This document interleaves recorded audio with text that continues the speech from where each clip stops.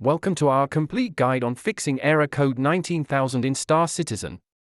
If you've encountered this frustrating issue, you're in the right place.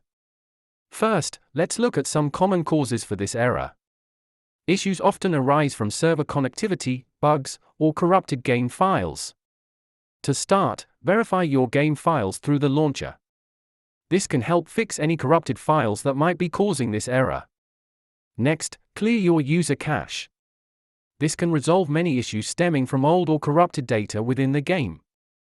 Check your network connection and firewall settings. Make sure that Starcitizen is allowed through your firewall to connect effectively.